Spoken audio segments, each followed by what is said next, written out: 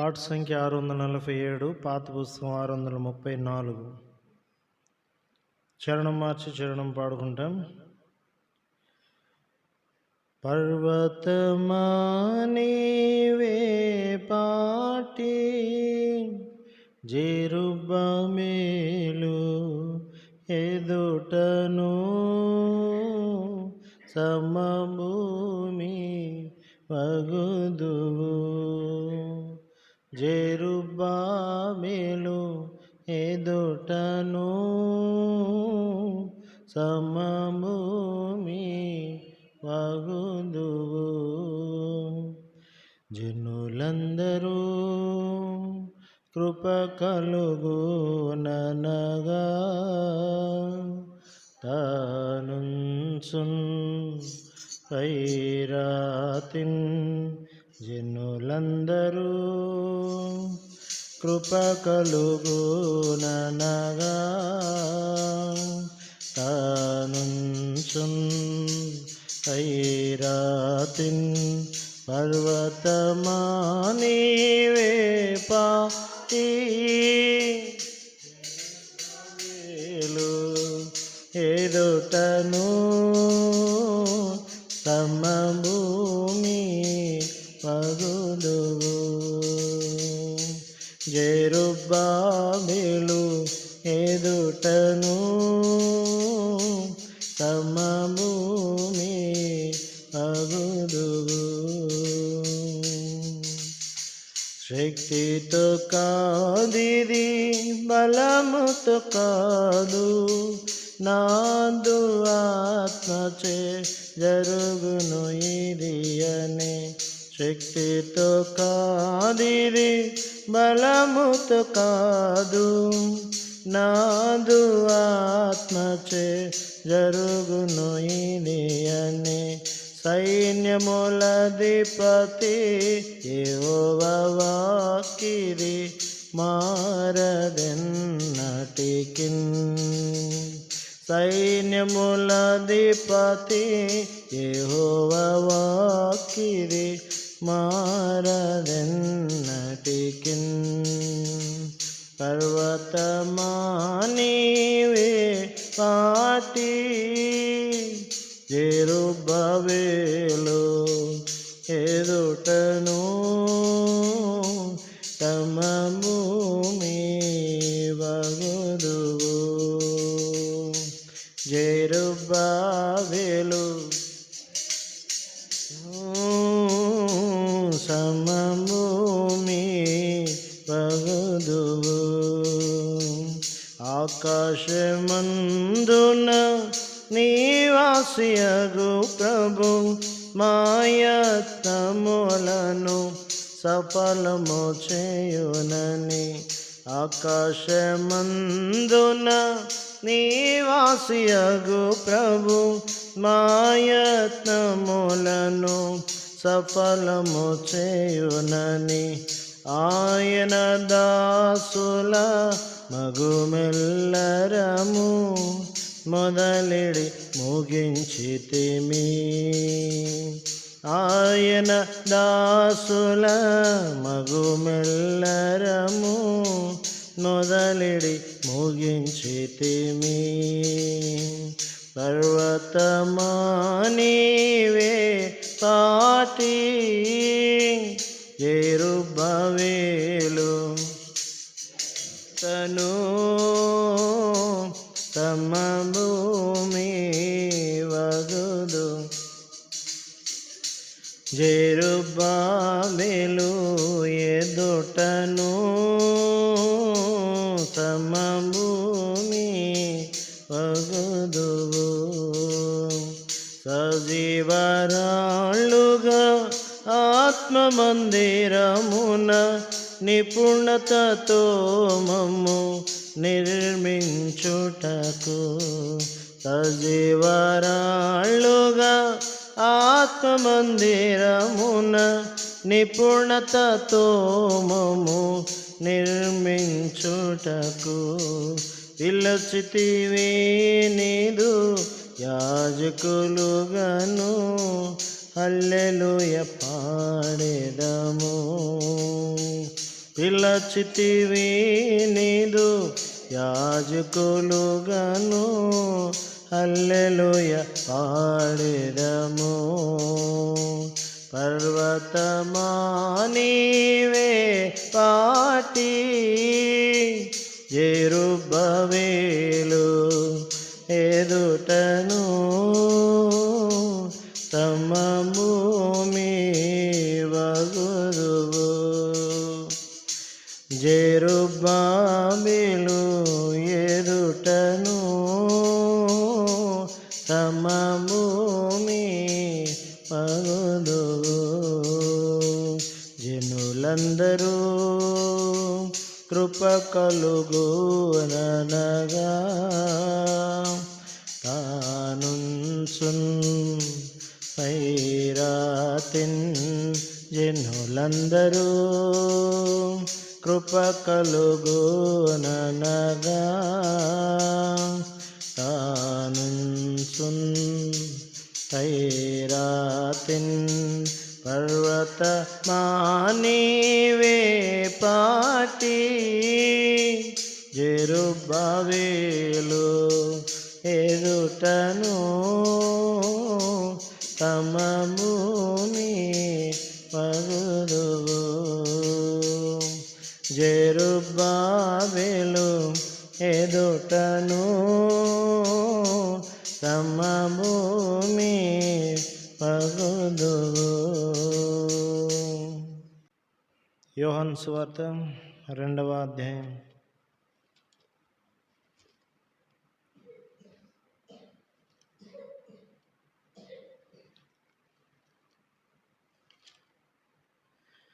యోహాను సువార్త 2వ అధ్యాయం ఒక వచనాన్ని చదువుకుంటాం. 5వ వచనం చదువుకుందాం.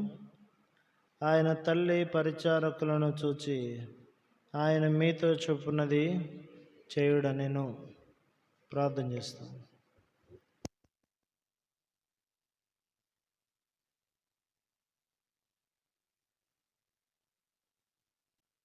ప్రేమ కలిగిన మా తండ్రి, ఎంత వందనాలు. ఈ సమయంలో మీరు మాకు అనుగ్రహించిన దివ్యమైన లేఖన వాక్య భాగం కొరకు ప్రభావములను స్తుతిస్తున్నాం. మీరే మాతో మాట్లాడుతారండి నాయన. మీ స్వరాన్ని మాకు వినిపించండి.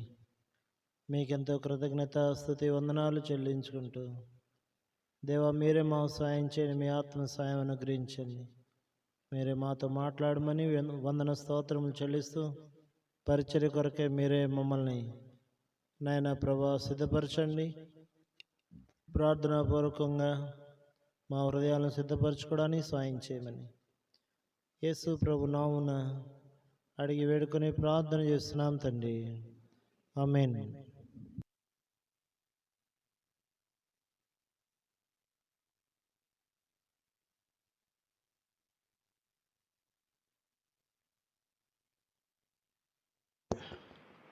మనం చూసిన ఈ భాగం యోహాను సువార్త 2వ అధ్యాయం. ఇక్కడ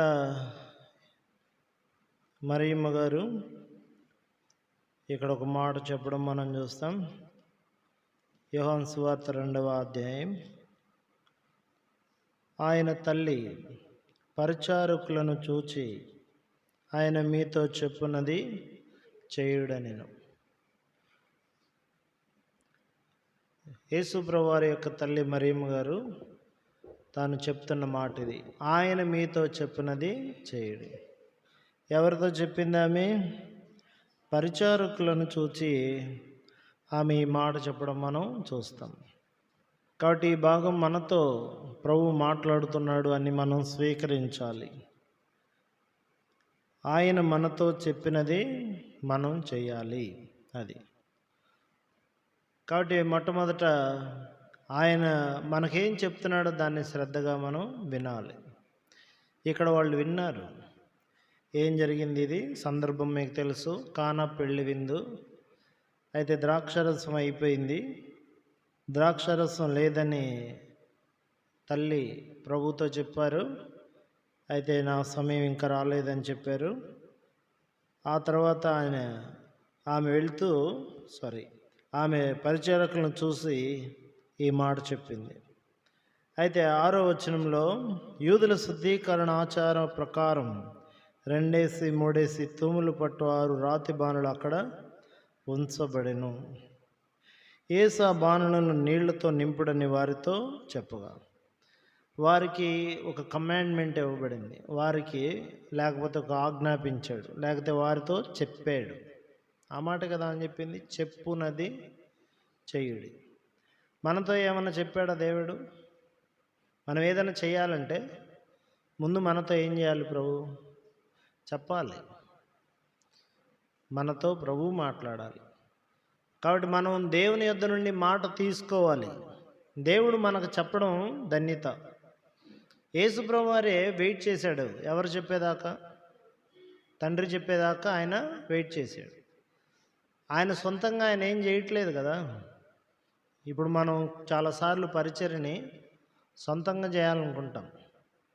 సొంతంగా మనకు తోచిందేదో అది చేసేద్దాం అనుకుంటాం. అది నష్టం తీసుకొని వస్తుంది. యేసు ప్రభు వారు అంతటి వారే తండ్రి చెప్పేదాకా ఆయన వెయిట్ చేశాడు. ఇప్పుడు మనం తీసుకోవాల్సిన అంశం కూడా కనిపెట్టాలి. దేవుడు మనతో చెప్పింది మనం చేయాలి. మనకేమి చెప్పకుండా మనం ఏం తీసుకోకుండా వెళ్ళకూడదు. యోహాను సువార్తలో 5వ అధ్యాయం, యోహాను సువార్త 5వ అధ్యాయం 19వ వచనం. కాబట్టి యేసు వారికి ఇట్లు ప్రత్యుత్తరం ఇచ్చెను. ఇక్కడ రాయబడింది, తండ్రి ఏది చేయుట కుమారుడు చూచునో అదే కాని తనంతట తాను ఏదియో చేయనేరడు. ఆయన వేటిని చేయనో వాటినే కుమారుడు అలాగే చేయను.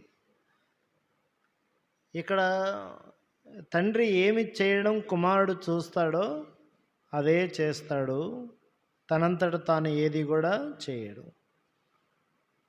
5వ అధ్యాయం, ఇదే అధ్యాయం 30వ వచనం. నా అంతట నేను ఏమీ చేయలేను. ఆ పదాన్ని తీసుకోవాలి, చేయలేను. కాబట్టి నా అంతట నేను ఏమీ చేయలేను. ఇంకా కిందకు వస్తే, నన్ను పంపిన వాని చిత్త ప్రకారమే చేయగోరుదును కానీ నా ఇష్ట ప్రకారం చేయగోరను. అది మనం చేసేదంతా కూడా ఆయన చిత్తమైందా?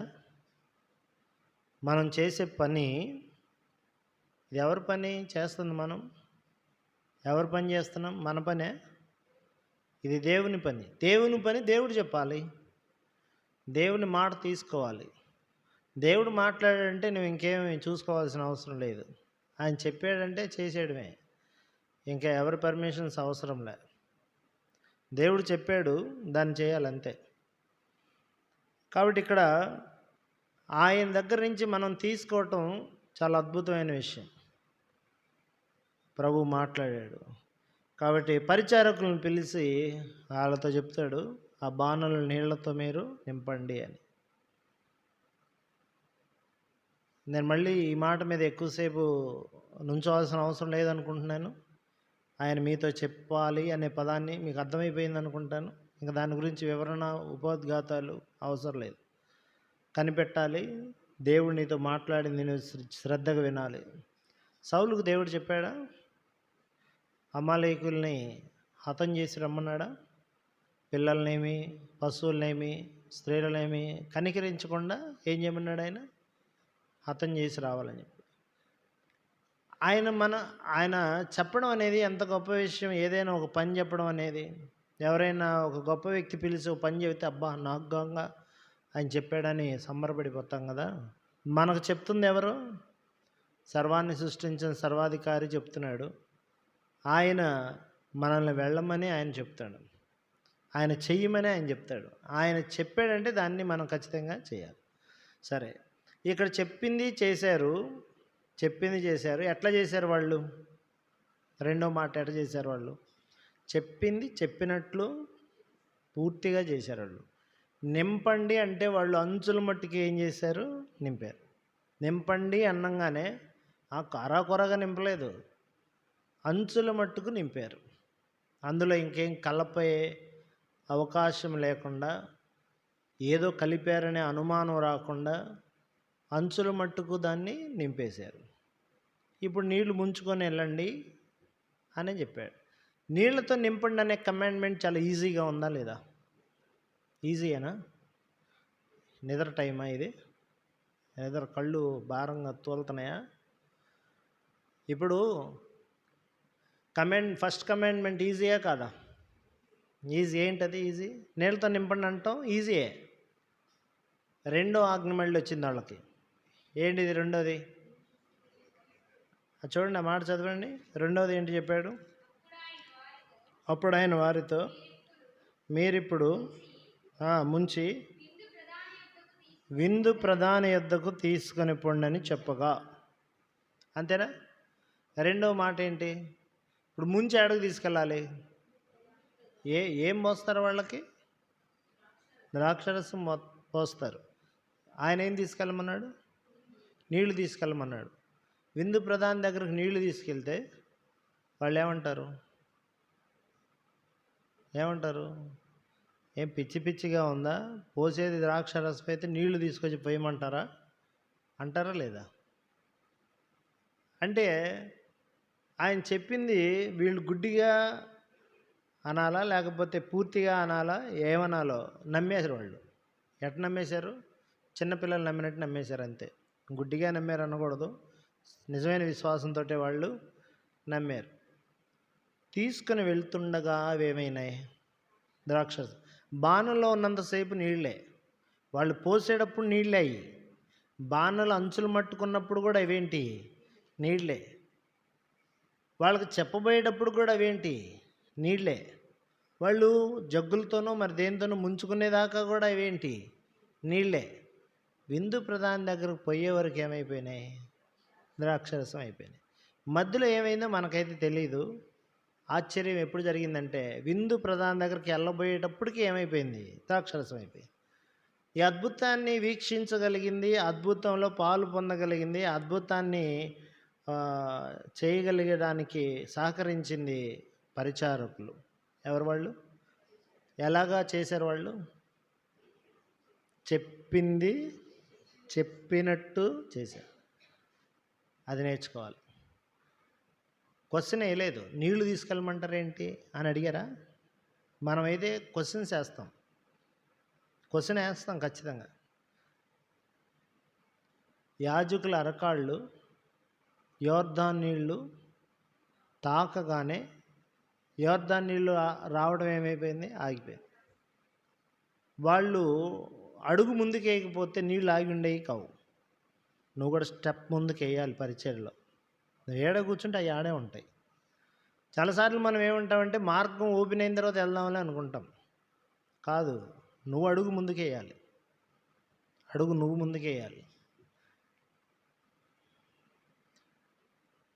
గురవాడిపాలెంలో పైన హౌస్ కన్స్ట్రక్షన్ చేసేటప్పుడు మా దగ్గర కేవలం 20,000 మాత్రమే ఉంది. 20,000 మాత్రమే ఉంది. 20,000తో ఏమైద్ది అనుకున్నాం మేము. నాకేం చెప్పాడంటే, ప్రభు నువ్వు ప్రారంభించు అన్నాడు ఆయన. తర్వాత అది 4.5 లక్షల పైన అయిపోయింది. అంటే మనం స్టార్ట్ చేస్తే ప్రభువు ప్రేరేపించే వాళ్ళని ప్రేరేపిస్తాడు, అవి వస్తాయి. మనం వాటినే చూసుకుంటూ కూర్చుంటే ఆ 20,000 20,000గానే ఉంటాయి. అది అలానే ఉండిపోద్ది. నువ్వు చెయ్యాలి, ముందుకు ఒక స్టెప్ తీసుకోవాలి. అది సాహసం అనండి, విశ్వాసం అనండి, ఏదేమైనా అనండి. చెప్పాడు అంతే, ముందుకు వెళ్ళిపోవాలి. ఆయన నీ హృదయంలో సమాధానం ఇచ్చాడు, వెళ్ళిపోవడమే. నేను ఇక్కడేం జ్ఞాపకం చేస్తున్నాను? నువ్వు ముందుకు వెళ్ళకుండా అసలు ఏమీ జరగదు. అందుకే వాళ్ళు స్టెప్ తీసుకున్నారు. అరికాళ్ళు యాజకుల అరికాళ్ళు నీళ్ళకేమైనాయి? తాకినాయి అంతే. మీరు తర్వాత చదువుకోండి యెహోషువ గ్రంథంలో. వాళ్ళు వెళ్ళేటప్పుడు వాళ్ళ మీద ఏముంది? మందసం ఉండాలి. మళ్ళీ అది గుర్తుపెట్టుకోవాలా. వట్టిగా కాళ్ళు నీళ్ళ తాకకూడదు. ఆ యాజకులై ఉండాలి, వాళ్ళ మీద మందసం ఉండాలి. వాళ్ళు ఆజ్ఞ తీసుకున్నారు, చెప్పింది చెప్పినట్టు చేశారు, నీళ్ళు ఏమైపోయినాయి? ఇక్కడ నేను ఏం జ్ఞాపకం చేస్తున్నాను అంటే, చెప్పింది చెప్పినట్టు చేయండి. అది మనం గుర్తుపెట్టుకోవాలి, శ్రద్ధగా వినాలి. ఇప్పుడు నేను ఒక మాట జ్ఞాపకం చేస్తాను. చెప్పింది చెప్పినట్టు చేస్తే ఏమైంది? అక్కడ ఏమైంది? ఇక్కడ చూడండి, 2వ అధ్యాయం 11వ వచనం. 11. గలిలయలోని కానాలో యేసు ఈ మొదటి సూచక్రియను చేసి తన మహిమను బయలుపరచెను. అందువలన ఆయన శిష్యులు ఆయన యందు విశ్వాసం ఉంచిరి. చెప్పింది చెప్పినట్టు చేస్తే చాలామందికి విశ్వాసం కలిగిద్ది. మన పరిచర్య అనేకుల్లో విశ్వాసం కలిగించాలంటే చెప్పింది చెప్పినట్టు చేయాలి. మనం చెప్పిన దానిలో తగ్గించి చేస్తాం, లేకపోతే ఇంకా కాస్త ఎక్కువ చేసి చేస్తాం మేము. ఇంకా అంతేనా? ఒక్కోసారి మనం చేయాల్సింది చేయలేము, చేయాల్సింది వదిలిపెట్టి ఇంకా దానికంటే ఎక్స్ట్రా ఇంకేదైనా చేస్తామేమో. అంతేనా? అందుకని నేను ఇక్కడ ఏం జ్ఞాపకం చేస్తున్నానంటే చెప్పింది చెప్పినట్టు ఖచ్చితంగా చేయాలి, అంతే. అప్పుడు అనేకుల్లో ఏమొచ్చింది? అక్కడ విశ్వాసం కలిగింది. వారిలో విశ్వాసం కలిగి మన పిల్లల్లో, మన సంఘంలో, మనం వెళ్ళి పరిచర్య చేసే స్థలాల్లో ఎందుకు విశ్వాసం రావట్లేదు వాళ్ళల్లో? ఆయన కమాండ్మెంట్ తీసుకోవట్లేదేమో, లేకపోతే తీసుకున్నా చెప్పింది చెప్పినట్టు చేయట్లేదేమో. ఆలోచించారా? నేను ఇక్కడ ఇంకో మాట జ్ఞాపకం చేస్తాను. ఇక్కడ ఫస్ట్ పాయింట్, చెప్పింది చెప్పినట్టు చేస్తే ఏమొస్తుంది? విశ్వాసం కలుగుతుంది, రక్షణలోనికి ప్రజలు వస్తారు, అద్భుతాన్ని ప్రజలు చూస్తారు. సెకండ్ వర్డ్, రెండవది ఆదికాండం 18వ అధ్యాయం 19వ వచనం. ఎట్లనగా యెహోవా అబ్రహామును గూర్చి చెప్పినది ఏంటి? చెప్పినది అతనికి కలుగ చేయనట్లు. ఆ పదాన్ని గుర్తుపెట్టుకోవాలి. చెప్పింది అతనికి కలిగేటట్లు, అతని జీవితంలో నెరవేర్చబడేటట్లు. తన తర్వాత తన పిల్లలను, తన ఇంటి వారును నీతి న్యాయములు జరిగించుచు యెహోవా మార్గమును గైకొనుటకు అతడు వారికి ఆజ్ఞాపించినట్లు నేను అతన్ని ఎరిగినాను. సెకండ్ వర్డ్ ఏంటంటే, చెప్పింది జరగాలంటే దాన్ని కంటిన్యూ చేయడానికి నీవు తర్వాత జనరేషన్ ప్రిపేర్ చేయాలి. నీతోనే పూర్తి అవ్వదు అది, నీతోనే ఏం కాదు, పూర్తి కాదు. నీ జీవితంలో జరగాలని చెప్పిన దానిలో ఇంకొకరు పాలి వాళ్ళు ఉన్నారు, వాళ్ళను కూడా నువ్వు సిద్ధపరచాలి. చెప్పింది జరగాలి అంటే చెప్పిన దాన్ని ఇతరులకు నువ్వు కమాండ్మెంట్స్ ఇవ్వాలి. దేవుడు ఇది చెప్పాడు, నీ ఒక్కడే దాచుకోకూడదు, నువ్వు ఒక్కడవే నీలో పెట్టుకోకూడదు, నువ్వు ఒక్కడవే నీ వల్లే కాదు, నీతో కొంతమంది దీనిలో పాలివాళ్ళు అయి ఉన్నారు, వాళ్ళను కూడా నువ్వు సిద్ధపరచాలి. వాళ్ళను కూడా నువ్వేం చేయాలి? ఏ విధంగా సిద్ధపరిచారు? అక్కడ జరగండి, చదవండి ఏమన్నా. తన పిల్లలను, తన తరువాత తన పిల్లలను, తన ఇంటి వారును నీతి న్యాయములు జరిగించుచు యెహోవా మార్గమును గైకొనుటకు అతడు వారికి ఆజ్ఞాపించునట్లు నేను అతన్ని ఎరిగి ఉన్నాను. దేవుడు అబ్రహాంకి ఇంకా పిల్లలు పుట్టకముందే వాళ్ళ పిల్లలకు కూడా అలా చెప్పగలడని ముందే దేవుడు అతని గురించి ఎరిగాడు. మనకు పుట్టినా కూడా, మన పిల్లలు ఉన్నా కూడా మన గురించి దేవుడు ఏమైనా ఎరుగుతాడు? ఆయన పుట్టకముందే పిల్లలకు చెప్పగలడని దేవుడు ఏం చేశాడు? ఎరిగాడా లేదా? అవును. ఇంకా పిల్లలు పుట్టకముందే అబ్రహాం మైండ్ ఏంటో దేవుడికి ఏమైంది? అబ్రహాం ముందు సిద్ధపడ్డాడు, తర్వాతే బిడ్డలను సిద్ధపరిచాడు. అబ్రహామును ముందు దేవుడు సిద్ధపరిచాడు. ఏం వాగ్దానం? నువ్వు చూస్తున్న దేశం అంతటిని నేను నీకు ఇస్తాను, అనేక జనులకు నేను తండ్రిగా చేస్తాను, నీ శత్రువులు గవిని నీ బిడ్డలు స్వాధీనపరుచుకుంటారు. చెప్పాడా? ఇవన్నీ చెప్పడానికి ఆయనతోనే అయిద్దా? జనరేషన్ ప్రిపేర్ చేయాలా లేదా? నువ్వు ఎవరిని ప్రిపేర్ చేస్తున్నావు? ఎవరిని ప్రిపేర్ చేస్తున్నావు? కీర్తన గ్రంథం 71వ అధ్యాయం 18వ వచనం. దేవా, వచ్చు తరమునకు నీ బాహుబలమును గూర్చి, పుట్టబో వారికి అందరికీ నీ శౌర్యమును గూర్చి నేను తెలియ చెప్పునట్లు తల నెరిసి వృద్ధుడనై ఉండే వరకు నన్ను విడవకము. ఏంటంట, వచ్చు తరమునకు నీ బాహుబలం గురించి, పుట్టబోయే వారికి నీ శౌర్యం గురించి నేను తెలియజేయాలి. నీ వాగ్దానంలో నీ పిల్లలు వారసులు, నీ తర్వాత జనరేషన్, నీ వాగ్దానాలు వాళ్ళు కూడా పార్టేకర్స్, వాళ్ళు ఉన్నారు. వాళ్ళను నువ్వు సిద్ధపరచకుండా ఇది అవ్వదు, నీ ఒక్కడి వల్ల అవ్వదు. నువ్వు నీ ఫ్యామిలీని, నీ జనరేషన్ని, నీ సంఘాన్ని నువ్వు సిద్ధపరచాలి. అది నువ్వెవరికి చెప్పగలుగుతున్నావు? దేవుడు ఇది చెప్పాడు, మన జీవితాల్లో జరుగుతుంది, సిద్ధపరచాలి. అప్పుడే అది నెరవేరిద్ది. ఆడ రాసి ఉంది కదా, అబ్రహాము జీవితంలో దేవుడు ఏం చెప్పాడో అది జరగడానికి, అది నెరవేర్చడానికి, తర్వాత తన పిల్లలకు, తన ఇంటి వారికి, అంటే దాసులు ఉన్నారు కదా వాళ్ళందరినీ సిద్ధపరిచాడు. అందుకని మోషే కూడా వాగ్దాన దేశంలో ప్రవేశించడానికి నిర్గమకాండం 34వ అధ్యాయం 32వ వచనం.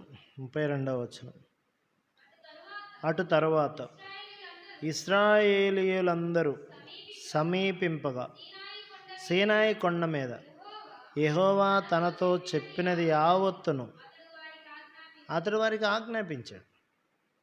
ఏం చెప్పాడు ఆయన?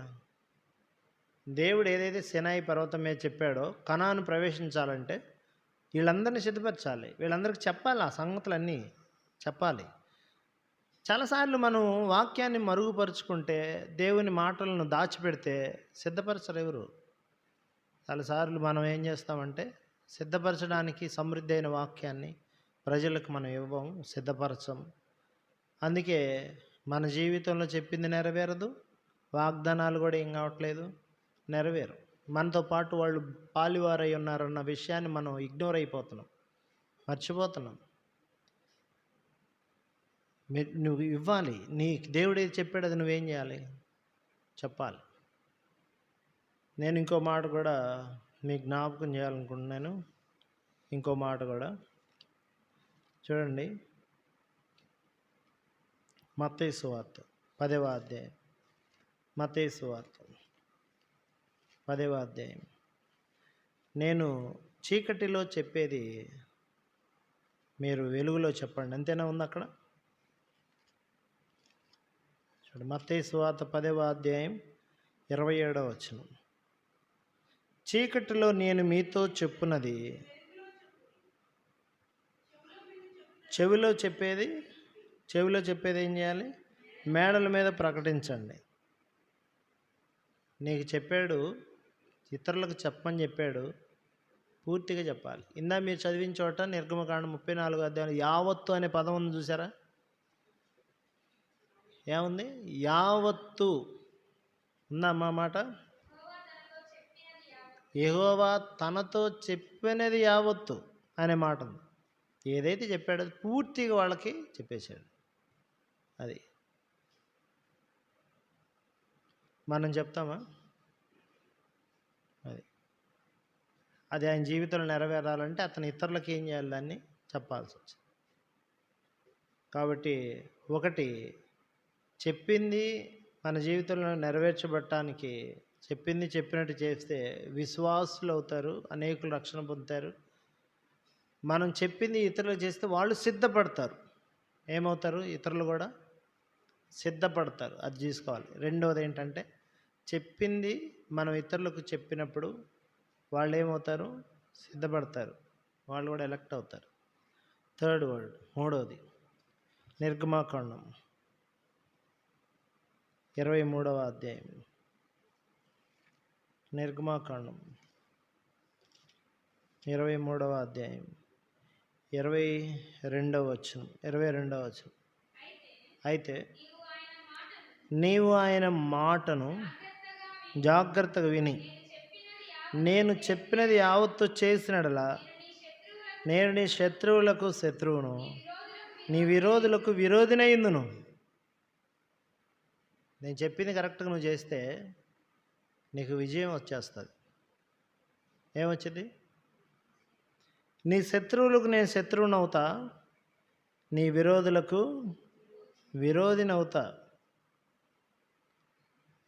ఈ మాటలు మీరు తర్వాత చూడండి, ఇంకా జాగ్రత్తగా పరిశీలన చేయండి. కాబట్టి మనకు విజయం దొరకాలి అంటే చెప్పింది చెప్పినట్టు చేయాలి. లేదంటే ఏమైంది? వాళ్ళ చేతిలో మనం ఇరుక్కుపోవాల్సి వచ్చింది. దేవుడు ఏదైతే మనకు చెప్పాడో దాన్ని పూర్తిగా ఏం చేయాలి? నెరవేర్చాలి. అది చాలా ప్రాముఖ్యమైనది. ఇశ్రాయేలుకి శపితమైంది దాచుకోవద్దని దేవుడు చెప్పాడా లేదా? చెప్పాడు. అయితే చెప్పినప్పుడు వాళ్ళు కొంత దాచుకున్నారు కదా. ఎవరది? అతని పేరు చెప్పాలి. ఎవరు అతని పేరు? ఆకాన్ దాచుకున్నాడు కదా. దేవుడు హాయి మీదకి వాళ్ళు వెళ్ళేటప్పుడు 2 లేక 3,000 మంది సరిపోతారని చెప్పారా లేదా? ఏం చెప్పండి, చెప్పారా? చెప్పారు. వీళ్ళు వెళ్ళారు, అంతమంది వెళ్ళారు. కానీ వాళ్ళల్లో 30 మందికి పైగా 36, 38 చనిపోయిన వాళ్ళ సంఖ్య ఎంత? యెహోషువ గ్రంథం చనిపోయింది 30 చిల్లరే. 30 అదంట 36 మంది చనిపోయారు. మిగతా వాళ్ళు వెనక్కి తిరిగి వచ్చారు, వాళ్ళ చేతిలో అపజయం పొందారు, ఓడిపోయారు. అప్పుడు యెహోషువ ప్రార్థన చేశాడు కదా. ఏమని చెప్పాడు దేవుడు? ఆ మాట చదవండి. యెహోషువకి ఏం చెప్పాడు దేవుడు? ఏమన్నాడు? లెమ్ము.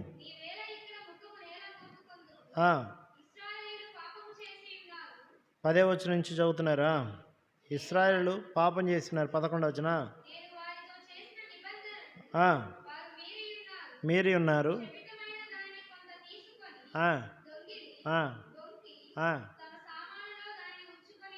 తన సామాన్లో ఉంచుకున్నారు. కాబట్టి శాపగ్రస్తులై నిలవలేక వెనుకకు తిరిగారు. అంతేనా? మనమైతే ఏమనుకుంటాం? 3,000 మంది సరిపోలేదట్టుంది, 4,000-5,000 మందిని పంపితే బాగుండేదేమో అనుకుంటాం. అంతేనా? అపజయానికి కారణం ఏందనుకుంటామంటే మనం బలం తగ్గినట్టుందే అనుకుంటాం. సలహా చెప్పారు కదా పైన, ఎన్ని వేల మంది సరిపోతారన్నారు? వేగు చూసి వచ్చిన వాళ్ళు 3వ వచనంలో కొద్దిమందే ఉన్నారు కదా. 4వ వచనం, ఇంచుమించు 3,000 మంది అక్కడికి వెళ్ళిరి, కానీ వారు ఎదుట నిలవలేక పారిపోయారు. కొద్దిమందేలే అని ఇంచుమించు 3,000 మందిని పంపిస్తారు. అప్పుడు మనలాంటి వాడైతే ఏమనుకుంటాడంటే ఇక 5-6 వేలు అన్న పంపించుంటే బాగుండేదేమో అనుకుంటాం. ఎంతమంది ఉన్నారు వాళ్ళ దగ్గర కాల్బలం? కుప్పలు ఉండరు. ఎంతమంది ఉన్నారు? ఎంతమంది ఇశ్రాయేలు? 6 లక్షల మంది. 3,000 కదా, జస్ట్ చాలా తక్కువ మందిని పంపించాం. ఇంకొక 3,000 పంపించి ఏమి ఇబ్బంది ఏముంది అనుకుంటాం మనమైతే. వారు జనసంఖ్య ఎన్నిక తీసుకున్నారా? మంది బలాన్ని ఎన్నికలోకి తెచ్చుకున్నారా?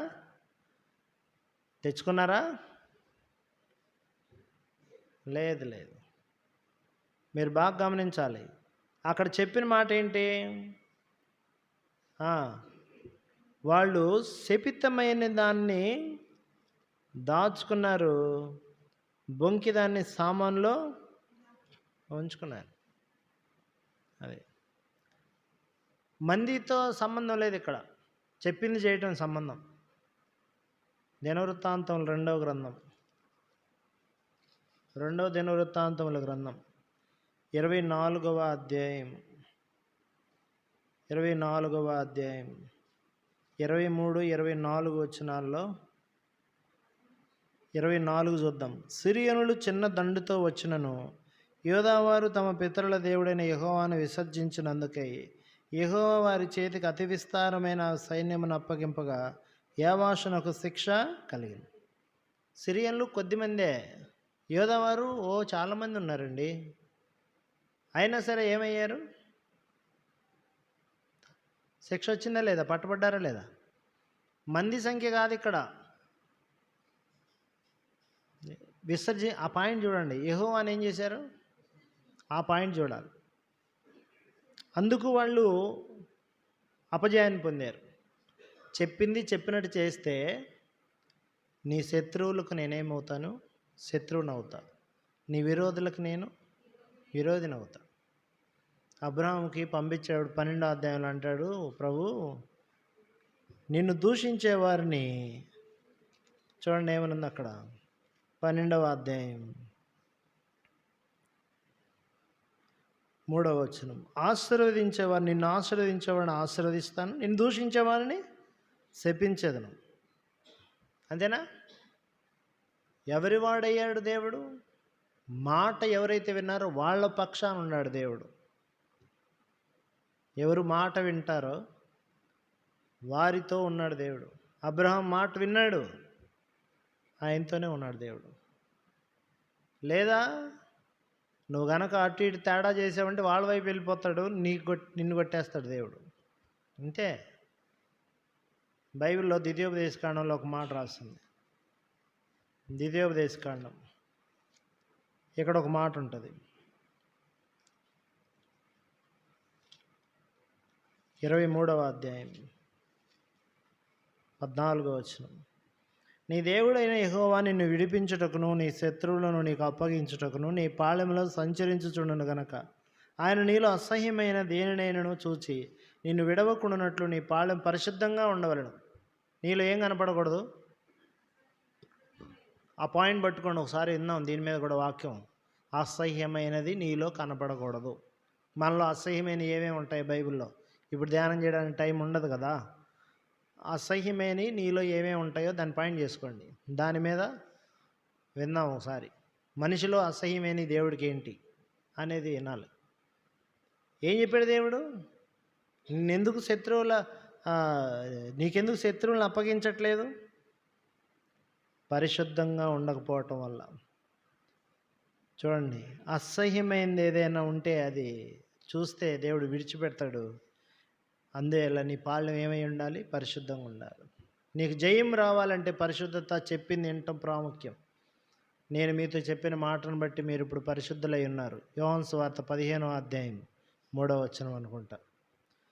ఇప్పుడు పరిశుద్ధత దేని నుంచి వస్తుంది? మాట ప్రకారం పరిశుద్ధత వస్తుంది. నేను చెప్పిన ఈ మాటను బట్టి మీరు పరిశుద్ధులు. కాబట్టి దేవుని వాక్యం వలన ప్రార్థన వలన అది పరిశుద్ధపరచబడును. 1 తిమోతి 4:5. మీరు చూడండి, నీ శత్రువులకు శత్రువుని అవ్వాలి అంటే, నీ విరోధులకు విరోధిని అవ్వాలంటే నేను చెప్పింది నువ్వు చెప్పినట్టు చేయాలి. అది ఎన్నో మాట ఇది? 3వదా? ఫస్ట్ వర్డ్ ఏంటి? చెప్పింది చేస్తే విశ్వాసులు అనేకులు తయారవుతారు. చెప్పింది చేస్తే అనేకులు సిద్ధపరచబడతారు. చెప్పింది చేస్తే విరోధులకు విరోధి అవుతాడు ఆయన, శత్రువుకి శత్రువు. కాబట్టి ఇంకో మాట ఉంది బైబిల్లో, ఇందా నేను ప్రార్థనలో కూడా అది నేను ఎత్తిపెట్టాను. అదేంటంటే చూడండి, ఆదికాండం, ఇది ప్రామిస్ అండి. ఇది 28వ అధ్యాయం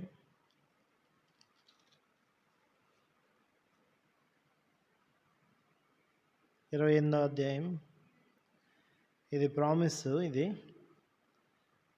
28వ అధ్యాయం 15వ వచనం. ఇదిగో తోడయుండి కాపాడుచు రప్పించదును, నిన్ను విడువనని చెప్పగా. నీతో ఏదైతే చెప్పానో అది నెరవేర్చే వరకు నేను నిన్నేం చేయను? విడిచిపెట్టను.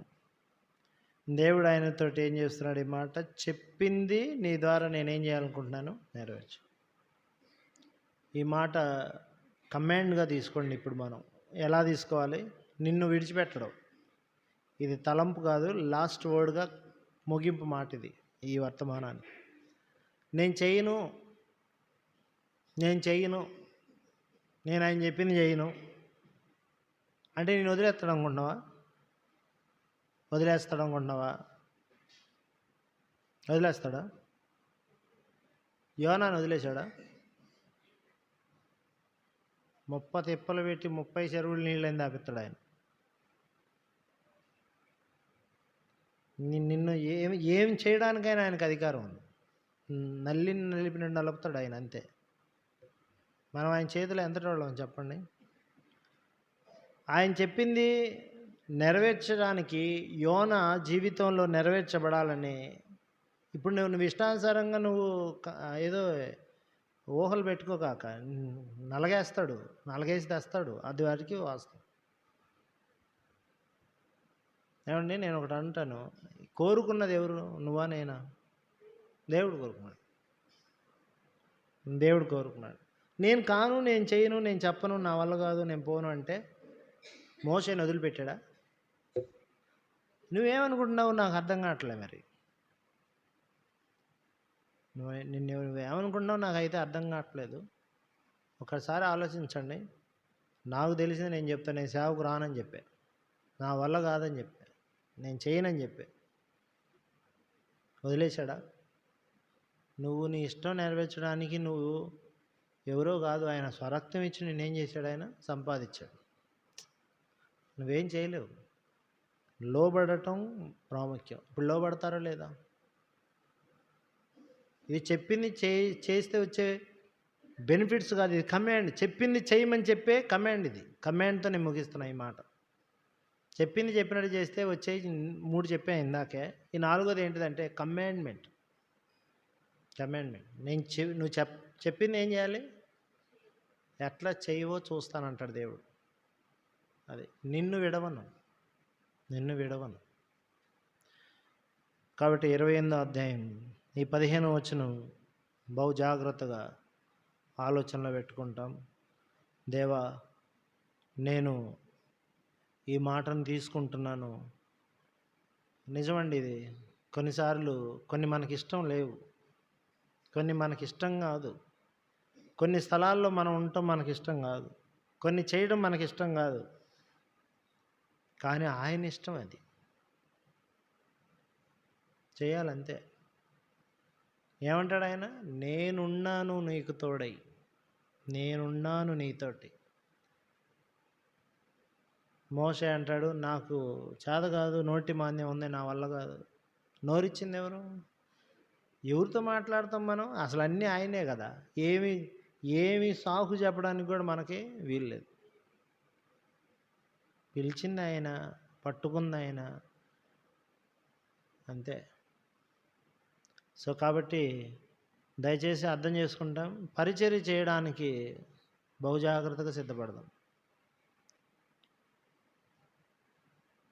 ఇశ్రాయేలు యొక్క జీవితంలో దేవుడు వాళ్ళని విడిచిపెట్టినవాడు కాదు. ఆయన విడిచిపెట్టినవాడు కాదు. నిన్ను కూడా విడవడు. తప్పించుకుందాం, వదిలేద్దాం, చేయకపోతే ఏమైద్దిలే, అందరూ చేశారంటలే, మనం చేయకపోతే ఏమైద్దిలే, ఇవన్నీ కాదు. ఆయన ఖచ్చితంగా నీ జీవితంలో నిన్ను వదిలిపెట్టే దేవుడు కాదు. బహు జాగ్రత్తగా చేద్దాం, శ్రద్ధగా చేద్దాం, ఇష్టపూర్వకంగా చేద్దాం. నాకు అందుకే ఈ పాట గుర్తొస్తుంది. నాకెన్నో కోరికలు ఉంటాయి, మీకెన్నో కోరికలు ఉంటాయి. వాటన్నిటిని వదిలేయాలి. దేవుడి కోరికే మన కోరిక అనుకోవాలి. అలాంటి మనసు రావాలి. కోర్కేలన్నీ క్రీస్తు ప్రేమకై నిక్కముగా త్యజింతును. ఆ పాటలో ఆ పదం నాకు చాలాసార్లు గుర్తొస్తుంది. నా కోరికలన్నీ క్రీస్తు ప్రేమకై నిక్కంగా నేనేం చేస్తాను? త్యజిస్తాను, వదిలేస్తాను. ఆయన కోరిక ఏదో అదే నా కోరిక. ఇంకా నాకు ఇంకే కోరికలు లేవు, అంతే. ఆ మైండ్ వచ్చింది. లోబడితే సేవకు వచ్చేదాకా అబ్బో వామ్మో ఇదేందయ్యో, ఇది మన వల్ల కాదు, దెయ్యాలు పెట్టిన వాళ్ళు వస్తారు, కూటికి లేక వచ్చాడు అంటారు, వీడికి ఉద్యోగం లేక వచ్చింది అనుకుంటారు. ఇంత చదువు ఏదో డిగ్రీ, నేను పెద్ద చదువు చదవలేదు, డిగ్రీ బీఎస్సీ బీజెడ్సీ కెమికల్ ఇండస్ట్రీలో జాబ్ చేసేటప్పుడు అనుకున్నాను, అమ్మో వెళ్ళకూడదని. వదిలేడు ఆయన.